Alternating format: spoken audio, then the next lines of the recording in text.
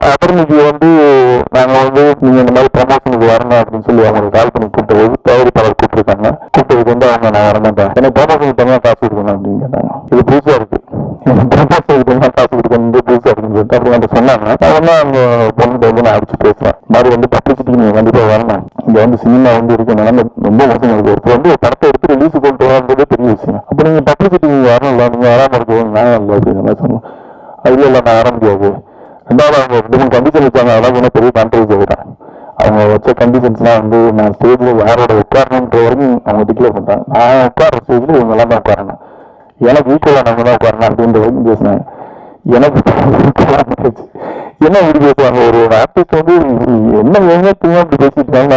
நடிகர் சங்கத்துல நீங்க சொல்லுங்க, நடிகர் நீங்க உரிமையே இல்லைன்றாங்க. சரி ஒரு இவங்க என்னதான் பண்றது, நீங்க வரீங்களா வந்து நான் முடியாது, 3 லட்சம் ரூபாய் கொடுத்தா நான் வர்றேன் பப்ளிசிட்டிக்கு, இல்லைன்னா வரமாட்டாங்க.